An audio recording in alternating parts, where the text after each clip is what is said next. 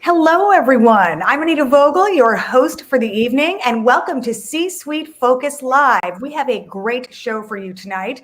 Many of you have attended our C-Suite Focuses before and our CFO Focus.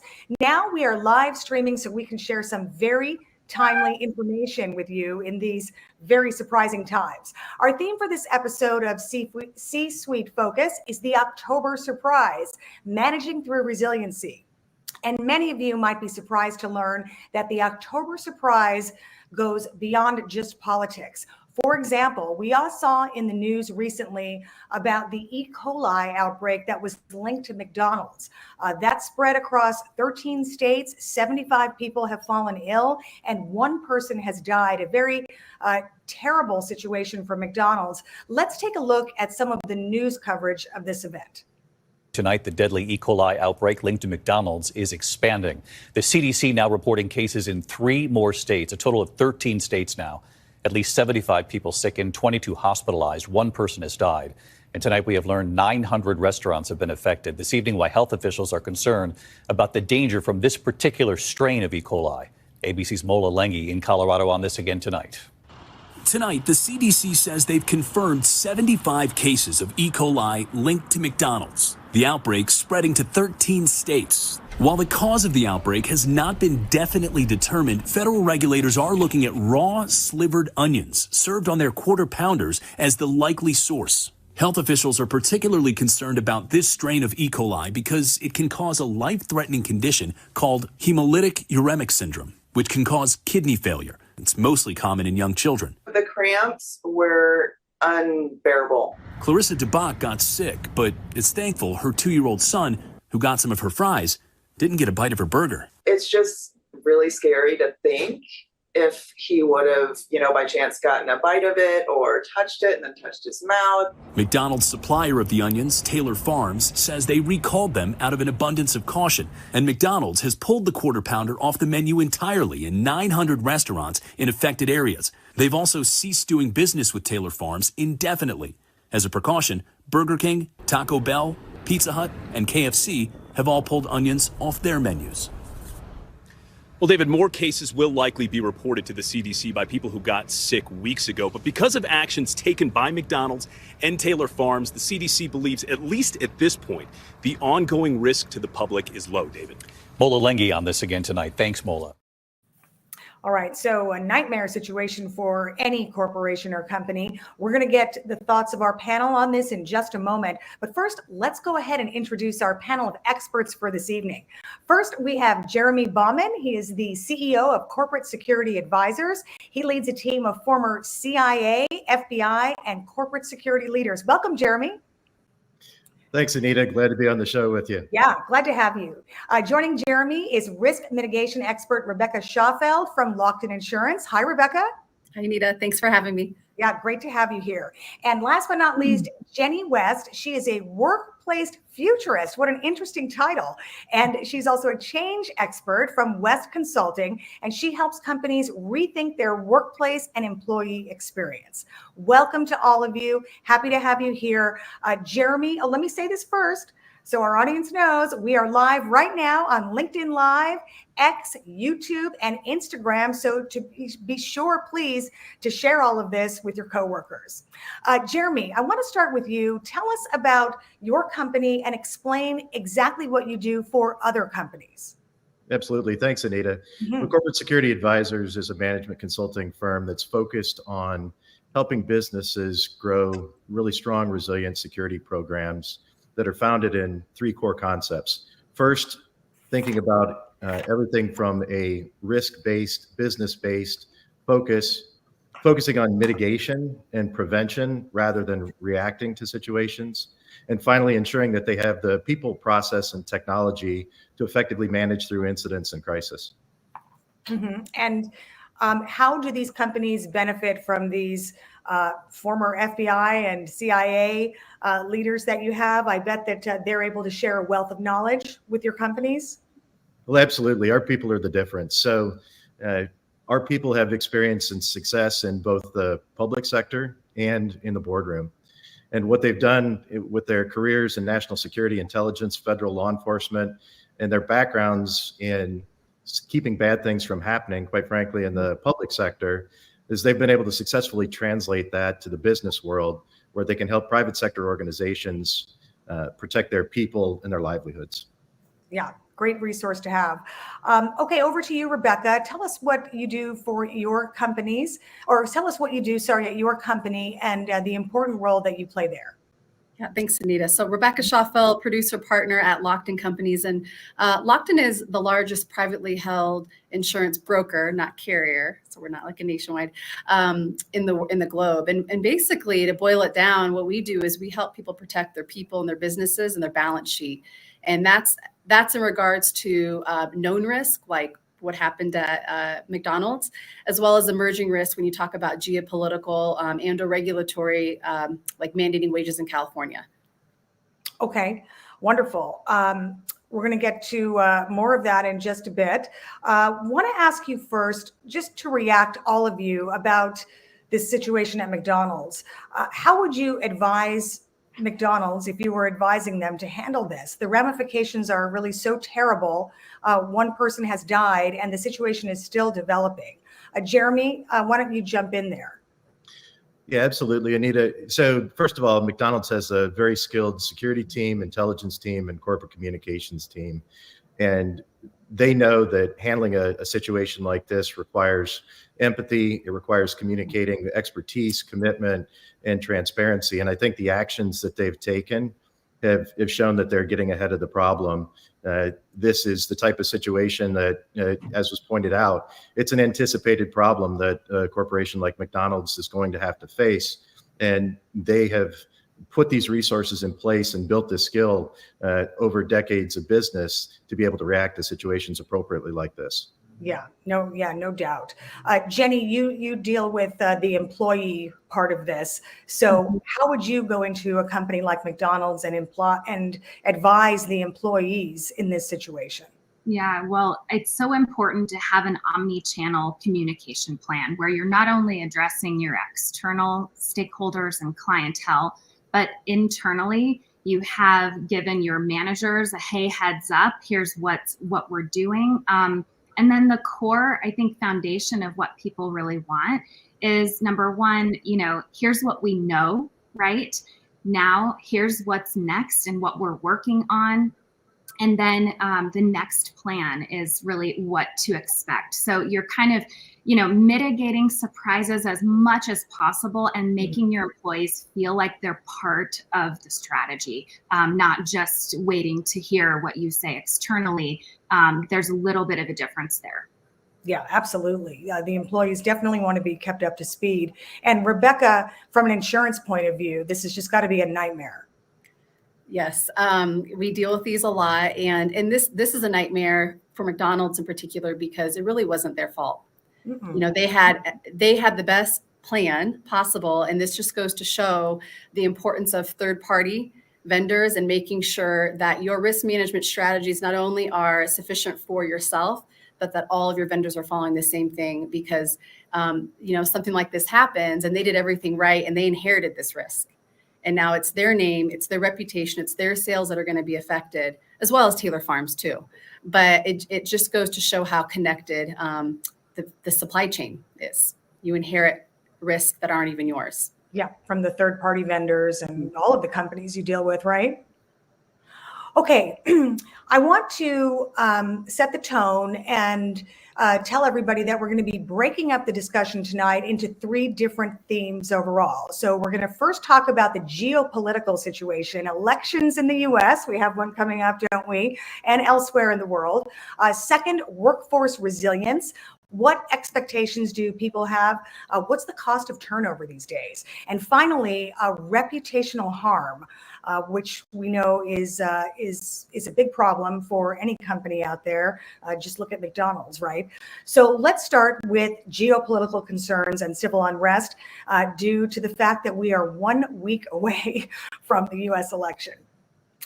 Jeremy, let me ask you, how do you advise clients who are concerned about possible post-election unrest? And that is a real thing. Absolutely, Anita.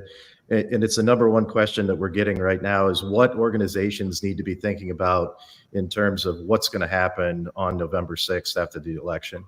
And the bottom line is whether it's what's going to happen on November 6th or what's going to happen in January around the certification of the election or the inauguration, what's happening with Russia, Ukraine, North Korea, what's happening with Iran and Israel. You can take any one of those situations and you can try and look into your crystal ball and predict what's going to be happening so that you can react better. But at the end of the day, what we advise our clients to do is not scenario-based planning, because there are so many different scenarios out there that organizations may have to react to, but to moreover think about impact-based planning. You know, most of these teams that are navigating these incidents and crises and changing situations like this are used to doing this from a business perspective in the C-suite and the boardroom. But the question is, can they do it in terms of once the impact has happened? Can they communicate with their people without their IT technology stack? Can they communicate with each other and bring together a meeting if they're not all able to get to the same building? Can they communicate with their employees at 2 o'clock in the morning when their IT network is down? How do they function if there's an impact to the electric power grid? With the appropriate level of preparation and practice and working through tabletop exercises, that's really how organizations, businesses become resilient, by practicing through the impact-based planning rather than trying to predict the outcome of a particular scenario. Yeah, and for, you know, given the particular company, they might have to be dealing with these situations internationally. I mean, what about companies that have employees in Israel, right? What were they doing on October 7th? So just a quick follow-up here to Jeremy. I'll give you 30 seconds. How do you advise international companies that may have, you know, operations or employees in regions of conflict? Well, absolutely. I mean, companies have a duty of care responsibility to know where their employees are, to be able to track their employees and provide care for them regardless of where they're at. So internationally, domestically, while on travel, in the workplace, and decades of experience doing this across my professional career and our teams. You have to be able to know where your employees are when something happens. You should be proactively providing them intelligence and updates.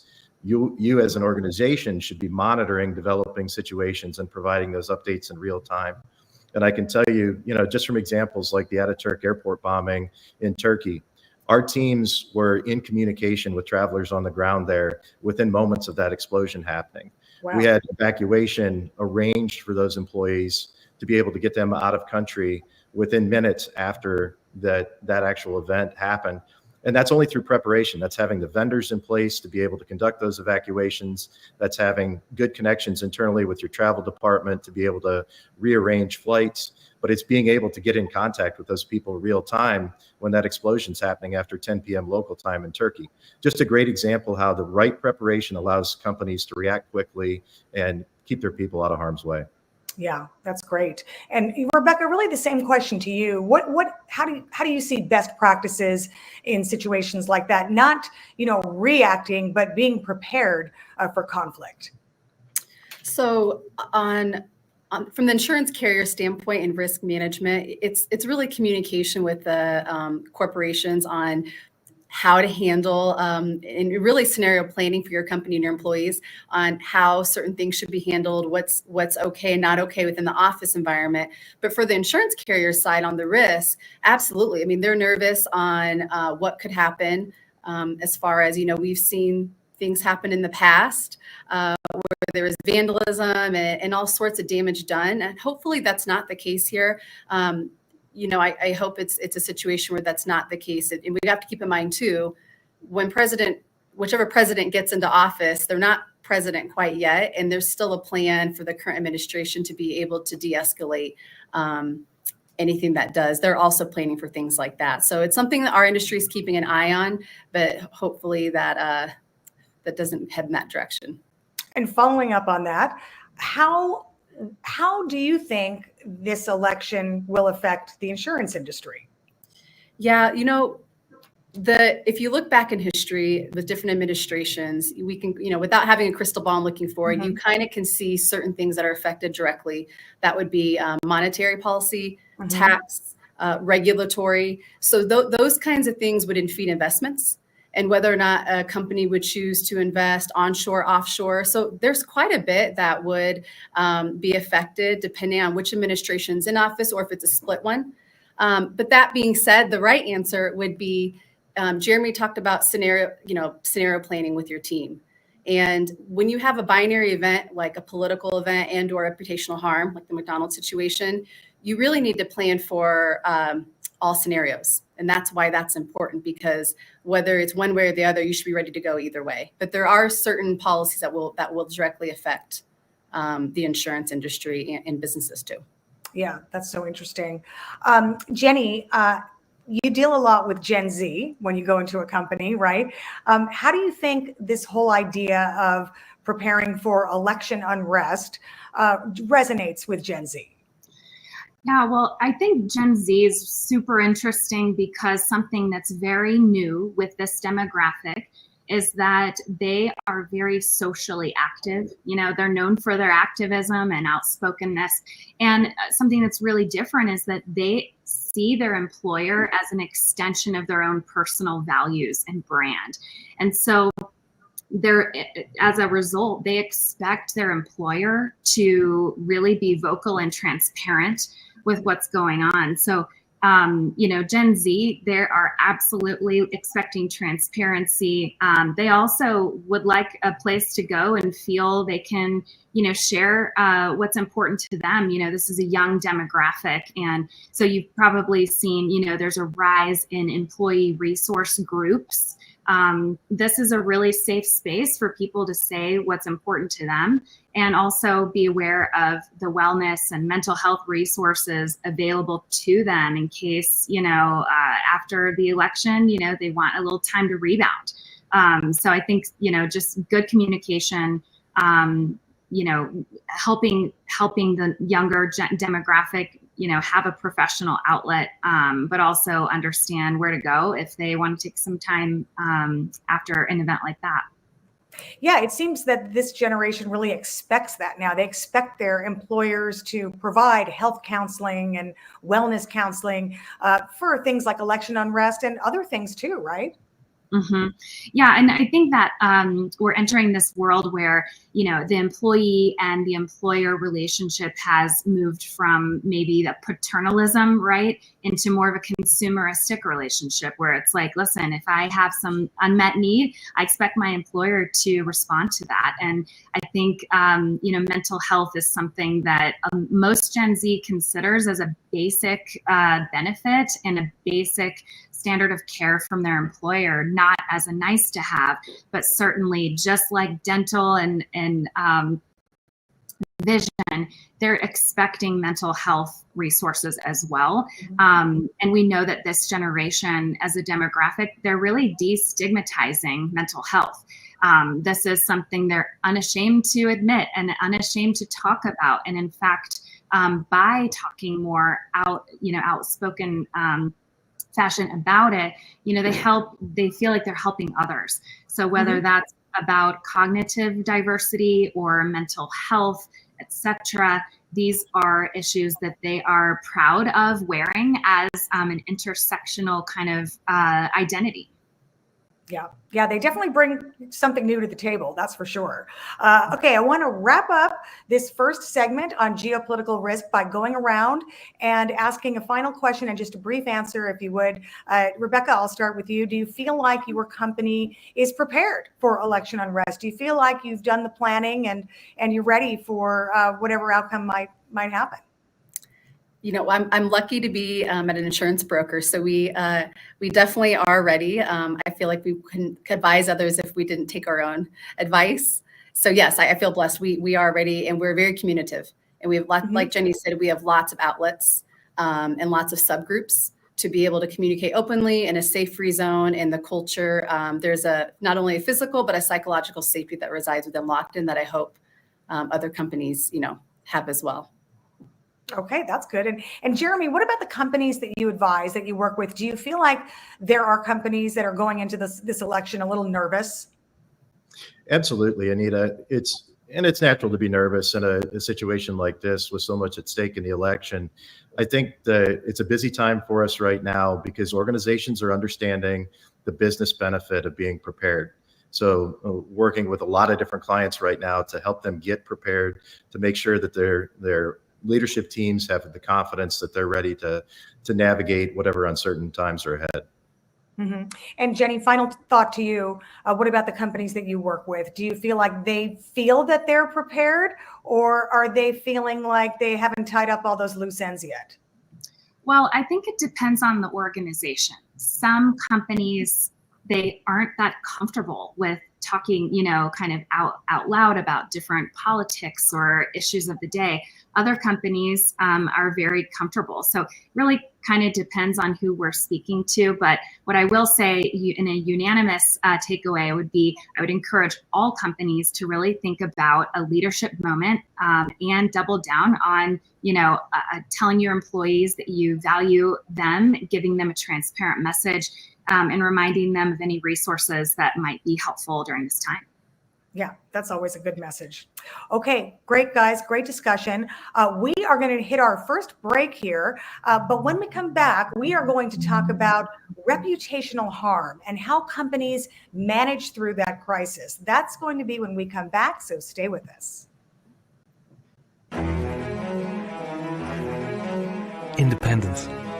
It's not just how you think, but how you act. It's not being different for the sake of different. It's different for the sake of being better.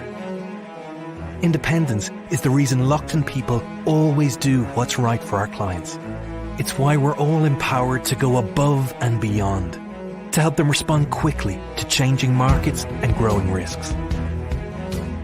It's a way of thinking that started 50 years ago with Jack Lockton in Kansas City and now stretches across the globe. For us, independence changes everything. It allows us to think bigger, explore further, and focus on what really matters. It's the innovative spirit that gives our clients never thought of that before solutions, rather than one size fits no one. And while independence is a rarity these days, for us, it's why we get up in the morning. Lockton, uncommonly independent.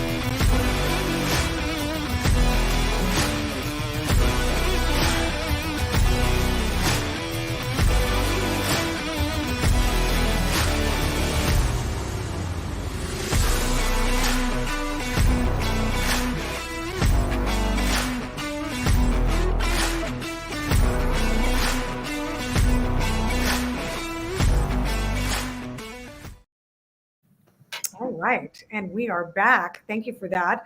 Right now, I want to take a question from Doug Corin. Until just a few weeks ago, he was the CFO at Tillamook. That's the dairy company, maker of some of our favorite cheeses, of course, and ice cream. So let's hear from Doug. He's got a question for us. Hi, everyone. I'm Doug Corin, and it's a pleasure to meet you.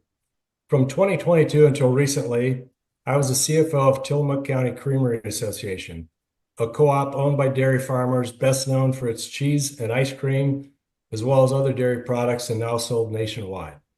I also was in management with Foster Farms and Conagra Foods and other food manufacturers over the past 30 years.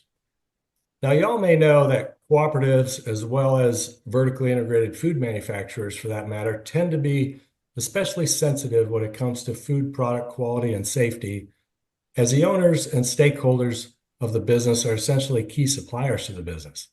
So the question I have for you is this: what advice do you have on how best to communicate with stakeholders when a supply chain issue or crisis is unfolding?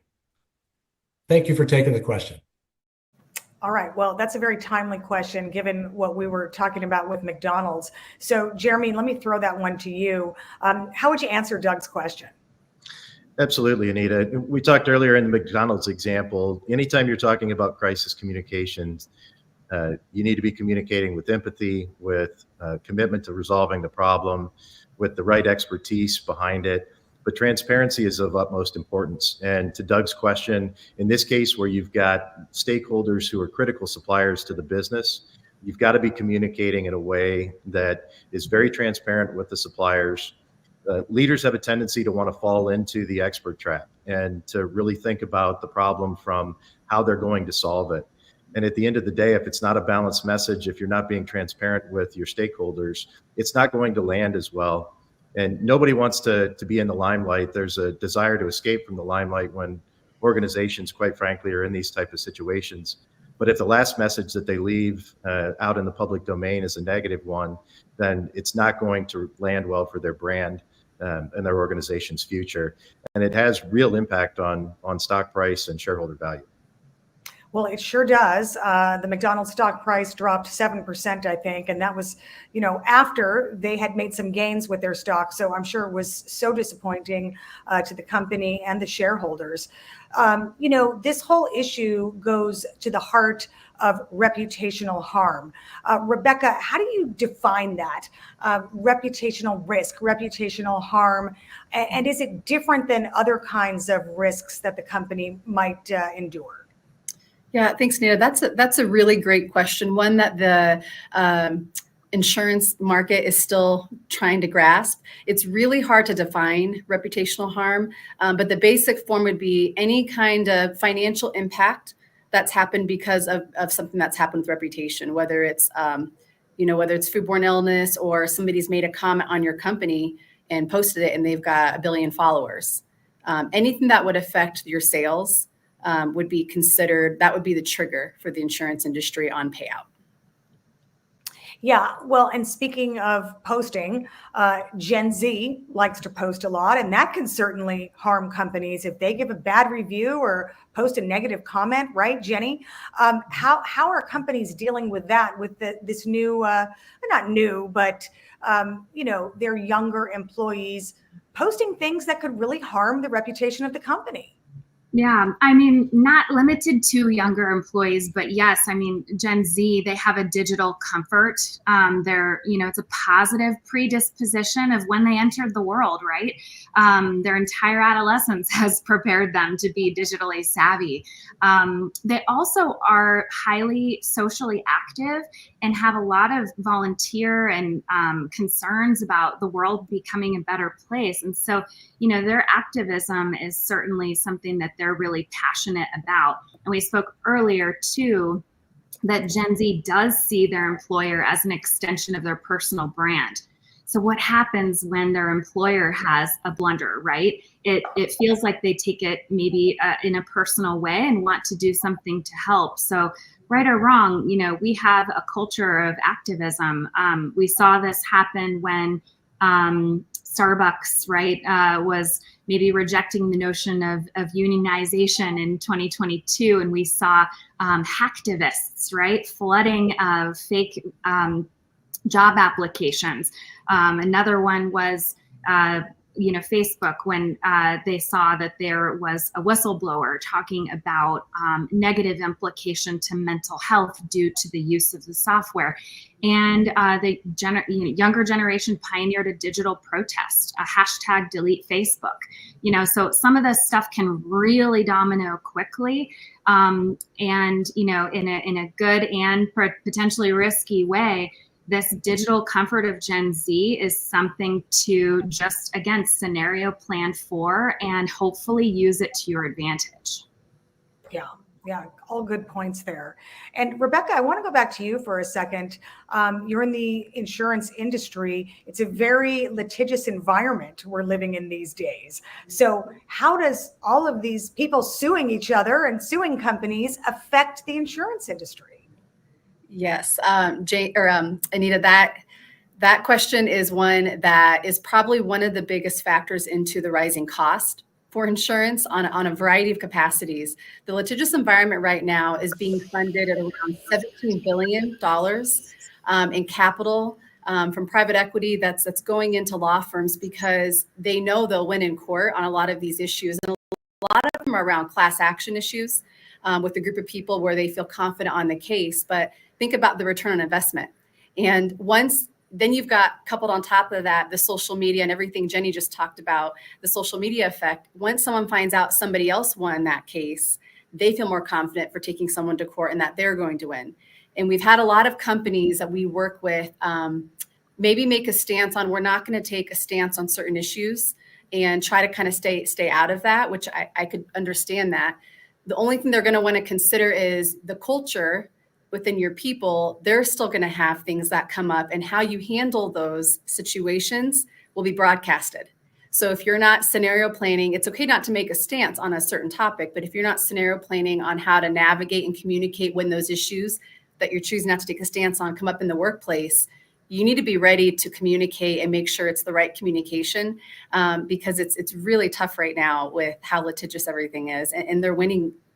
Cases are getting won in court, and it's nuclear verdicts right now, which are anything over $100 million for settlements. We're seeing the most we've ever seen in the history right now. Yeah. So it really affects the industry quite a bit. Well, yeah, and that that really adds up, and companies, that it hurts their bottom line. They have to pay out these lawsuits, right? Jeremy, I want to go back to you on something that you said about transparency being the key. Can you give us some examples? Talk about Hurricane Katrina, talk about, things that have happened at Walmart. Can you give us some real life examples? Yeah, absolutely. Ken Sensor on our team was actually the SVP of security at Walmart when Katrina happened, and that's a prime example of how an organization can jump in a catastrophic event and actually improve their brand by doing everything they can to help out. I mean, without going into detail, if you look at I think there's a Harvard case study on that was actually done. You look at how Walmart has stepped in and helped so many people in Hurricane Katrina, and in doing so, just really became a beloved brand because of the assistance they were providing, things that they didn't have to do, stepping up when other agencies were falling short, and really putting their money where their mouth was in terms of being able to deliver critical help to people in need. That's the kind of situation where organizations have the ability to help in a catastrophic event like Hurricane Katrina. We've seen it happen in more recent events. Organizations that can step up and show that true culture, that's really the challenge to be met right now.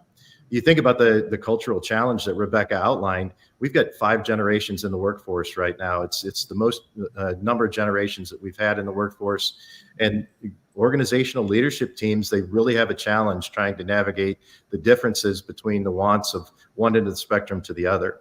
So being able to have a strong corporate culture, to be able to step up and help out in these cases, that's something that drives employee retention, that drives your brand reputation. It really is a best practice when you look at the right things to do when a situation like that occurs.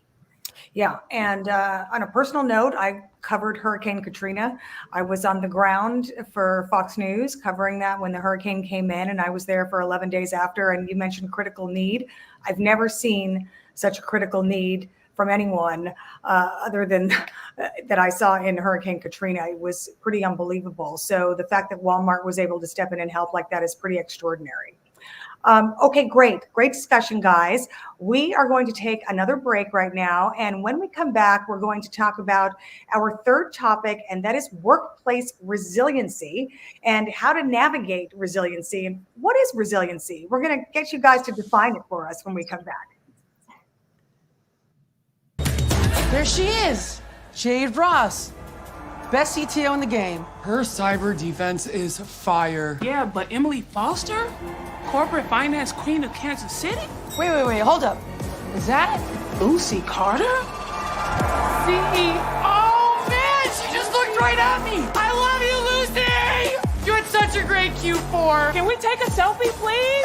Where'd you get that photo? Your LinkedIn profile. Can I have your coffee, sleeve? All right.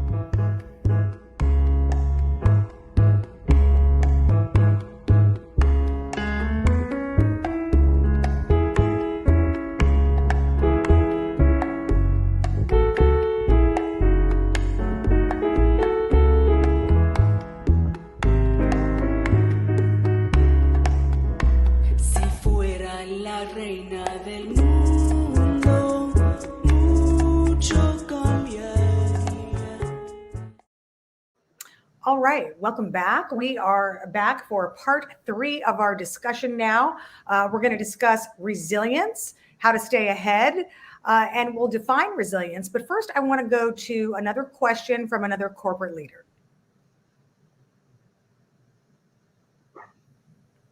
Hi, my name is Jason Summer. I'm the former general counsel and chief compliance officer at Inogen, which is an oxygen medical device company.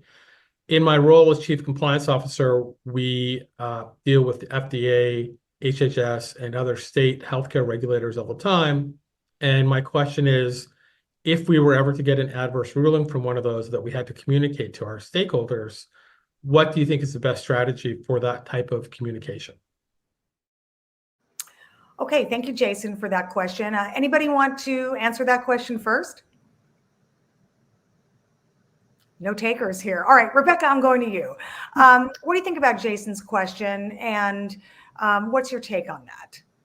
Yeah, I think, when you're communicating, having a crisis management plan in prep for something like this, and being able to, again, I know we keep saying this on the show here, but communication's key, and being as transparent as you can to how you're going to adapt, because you have to be prepared for either situation, right? So the right crisis scenario would have prepared for it going your way or it not going your way. And that way you're not as caught off guard, and you have a situation planned out. And then it's a matter of communicating and being very transparent with the pros and cons of the outcome. Yeah, it seems like such basic advice, but it really is solid advice, right, Jeremy? You all have mentioned transparency. And, why is that so key? Because your employees don't want to be left in the dark, right? They want to be part of the solution, I would imagine. Yeah, these are lessons that have been learned the hard way over time. And I would say that the transparency, it sounds like such a simple concept. And we've seen time and time again, when leaders are under the gun, they default to not using that, not wanting to share that level of information, not wanting to do anything other than play their cards close to their vest. That's why the planning ahead of time, the tabletop exercises, the rehearsals, having more than just a PR firm on retainer, having the experience of going through this and learning these concepts before you're trying to argue with your PR firm about the transparency and messaging that's needed. When you learn the core concepts ahead of time around crisis communication, when you think about those in terms of a real scenario that could impact your organization, but again, as we've said time and time again, not focusing on trying to predict the scenario, but thinking about it from an impact perspective. What are the impacts that you need to be planning for? What's the right messaging in those scenarios? And then taking that into muscle memory, so that when you're thinking about the real event, you've already learned those, you've already practiced those core concepts. So, it's the type of thing that you're not always going to know that these things are coming. You have to have regular planning and a cycle for this so that your leadership team is used to working through these various impacts? Yeah, because, we all know HHS and the FDA, they don't ever tell you they're coming, right? They just show up, and then your teams need to be prepared. So I guess you always have to be on your toes. And Jenny, to that point, you mentioned earlier that today's Gen Z employees want to feel like their values are aligned with the employer. Can you give us an example of what values they feel so strongly about that they want to sort of match up with their employer? Oh, sure. I mean, I think a big one here is climate. They want to know, what is my company's climate stance to reduce their consumption or footprint, for example. So a lot of organizations have published more of a climate playbook where they are looking at their different scopes of carbon consumption and offering ways for this generation to participate in making that strategy a success. Part of it isn't just waving the flag and saying, this is our vision. People want to know, how do I actually land the plane and participate in that strategy? So you'll see a big boom in employee resource groups because people want to participate and help out. And we're also seeing, people kind of like, voting with their feet with employers. If their employer doesn't have a strong enough stance on say, their climate position, many people are changing employers because they want a better fit, and in essence, is their way to contribute to society at large. So it's a really interesting time. And, I think back to like the communication of it, it doesn't have to be perfect before messages are launched, right? I think that's where leaders feel a little vulnerable because they're caught off guard by some of these crises. They might not be fully prepared or have all the perfect answers, but most employees care about being included in an imperfect message rather than waiting for a perfect memo to be more seldom. I think more real time and just being, in like transparency, that also brings vulnerability. Mm-hmm. Well, we all experienced a huge crisis, I guess, hard to imagine 4 years ago now with the pandemic, and we watched how companies dealt with that. And one of the major issues that came out of that was hiring and retaining talent, because employees were able to say, hey, I want to work from home. I want this benefit or that benefit. I want this amount of pay. And the employers were having to pay it to hire and keep employees. Rebecca, is your company Lockton still dealing with that? And what are some competitive strategies that you can share that Lockton is using to hire and keep talent? What kind of benefits are you having to dole out these days? Yeah, it's interesting times, to say the least. But during COVID, not just Lockton, but a lot of clients we worked with, obviously it was really hard to attract and retain, especially in certain industries, hospitality, food and beverage. There are a lot of industries that struggled, healthcare. And at that time, the strategy was throw the kitchen sink. Because we just need people to stay. So as far as benefits and different rewards that they would see, they threw everything at the kitchen sink, and it worked. And now it's still an issue within the industry, but it's less. We're not seeing the great resignation of employees. And so now what's interesting is having to pivot because you've offered everything. And now you're trying to transition to figure out what do my employees value the most right now? And then the incoming employees that we're trying to hire, what do they value the most? And then how do you navigate doubling down on what they're saying they value the most without articulating that you're taking other things away? Because it's very expensive to offer the kitchen sink. So there's a lot of thought right now and strategy around what benefits are used to attract and retain, what's the most important benefit to the employees now. And it's a complicated situation that we're dealing with a lot of companies right now to help attract and retain. Well, can you share with us some of the discussion? I mean, what are the key things that employees are looking for today? Is it, higher pay? Is it a health benefits package? Is it vacation time? I mean, what is it? Yeah, we kind of silo it on a career path. That's how we look at it, because it's different for depending on where someone's at in their career path and what they're trying to attract and retain. That will kind of dictate the benefit that they value the most. So what we've been suggesting to companies is have a baseline of benefits and save those dollars to be able to have people coming in a la carte. So give them a pool of dollars that they can allocate, whether they want pet insurance because maybe they don't want kids. So from, versus a company who maybe needs more women on their board. And studies are showing executive women are having babies later or not at all. And so they may value infertility a little bit. And that's a very expensive benefit. And so it's really looking at, it's not a one size fits all. We're really siloing where are they at in their career path? And then how do you have a plan to be able to give flexibility where they have some choice, but then you're pulling the right levers, but stretching your dollar the furthest it can go to make sure it's really having an impact and they're valuing it, and then checking in. Things are changing so much. You got to check in all the time to make sure that's the right benefit. So it sounds like you're really sort of tailoring the benefits to the specific employee also. Yes, that's what we're recommending with a lot of our clients. Yep. Right. And I would think, just a quick question is, I would think that mental health is a big driver, right? Rebecca, with the major burnout happening and just a huge amount of stress. I've read a lot of, different sources saying that burnout is the number one, thing we need to triage right now. And through insurance, I feel like that's a way people can feel more supported and maybe open with the challenges they're having with mental health. Right. Yeah, correct, Jenny. That's like you said earlier, that's a baseline. So that's in my head, that's like a given baseline benefit above and beyond, because that is such a big deal. And that was highlighted through COVID and is still continuing. And there are a lot of factors that come into play with benefits like financial advising.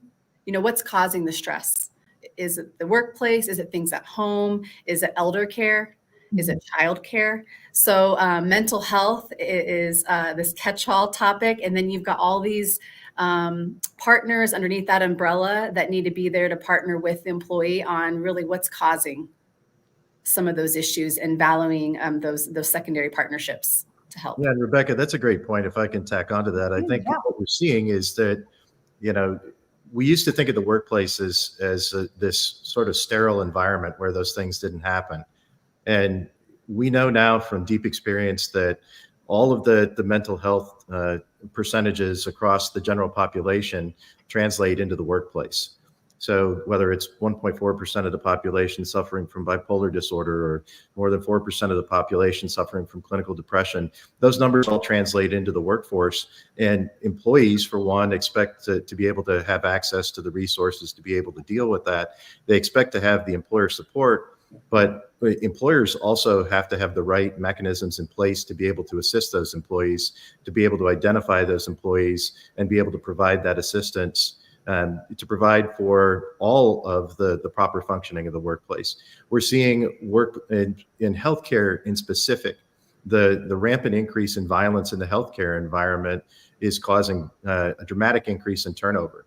And organizations are turning to having high-performing corporate security teams to be able to ensure that that environment is safe. They're using alternative strategies that we never did think of 20 years ago, and focusing on the identification of these situations before they develop. They're focusing on behavioral threat assessment. They're focusing on being able to support domestic violence and prevent that from coming into the workplace. And so when employers have the right programs in place, when they're taking this proactive, intelligence-led approach to protecting the workplace, that's where we're seeing employee turnover drop. And at almost $50,000 a headcount in some verticals to turn over one employee instance, it's really the right investment. It's not just the right investment to do from a protecting your people standpoint, but it makes good business sense. Yeah, all of that. Yeah, you guys, great points there. I want to open it up to questions from the audience in just a moment. The producers will let me know if we have some. We got a shout out from Jason there for taking his question before, so that was nice. You're so welcome, Jason. Great question. I want to ask you, the theme of this event is the October Surprise Managing Through Resiliency. Resiliency is how companies hope to come out the other end after the crisis, right? They hope to come out resilient. I want to ask you quickly, what does resiliency mean to you? Jenny, let me start with you. Good question. Yeah. Resilience is really about anticipating what's next, and not only, thinking about what's next as a normal part of your organizational practice, but it's also about thinking ahead and being ready to pivot, right? So when we think about the number of disruptions, they're hard to take time just in this segment for, but it could be the labor challenges we've had with the skills gap. We will need to upskill. We are seeing 20% of our population suffer from ADHD. So how are we thinking about autism and neurodiversity and bringing that into our normal conversations about what's happening today and preparing for what we might need in the future, even though it hasn't arrived yet. So, definitely looking around the corner and looking at those macro trends from economics to political to the workforce and labor demographics. What might we anticipate coming our way? And what might be right for our own individual company? Those are exercises that are so important to have a healthy return to continue to increase innovation and preparedness as just a norm practice for the organization. Mm-hmm. So looking ahead, really, and anticipating is what you're saying. Rebecca, do you agree with that? It's interesting. I did a story recently for Fox News about what makes people wise. And there was a list of 8 themes that made people wise, according to this study. It was a scientific study. And the number one theme was resilience. People who are resilient are also wise. Do you agree with that? And keeping in this theme, Jenny says, looking ahead, but what else to be resilient? Yes. Yeah. I think Jenny nailed the definition. I think to add to that, resiliency is taking your known risk and then you're emerging, like Jenny just talked about, and making sure you've got plans. But more importantly, it's also making sure you're building a positive risk culture. It's one thing to have a flexibility of options depending on outcomes from a board perspective, from the executive perspective and the C-level. That's absolutely vital. It needs to be top down. But a lot of times I do see where resiliency can falter is where you're not building that kind of culture within your people. And what happens is, occasionally you'll have a risk comes that you didn't plan for, and the executive team going through that and the people going through that, it builds a resilience muscle. And so I think taking it one step further is making sure you're building a resilient organization, not just from a board level and a C level on the emerging risk and known risk, but also from the employee perspective and managers and all levels, making sure they can get through it as well too. And you can come out stronger and actually view disruption as a competitive advantage. Some of the best organizations through COVID we saw came out on the other side, not only survived it, but thrived. And that's amazing when you can look at a disruption and actually thrive through it and see that as a competitive advantage because you were prepared. Yeah, wonderful. Jeremy, we have a question from the audience, so I'm going to throw this one at you. This is from a viewer. This person asks, CFOs, GCs, CEOs, CHROs, they all have their own area of focus, of course. So what 2 to 3 questions should they be asking their C-suiters to be sure they are ready for whatever may come? What questions should they be asking? And that's a great question, by the way. Thank you for that. Yeah, absolutely. So I think most importantly is what we've talked about. Has the C-suite practiced this? Is there more than just a plan on a shelf? We've talked about this aspect of preparedness before, and I think that's the number one thing to be able to navigate. It's more than just having the plan on the shelf. It's knowing that the C-suite is regularly practicing dealing with various impacts.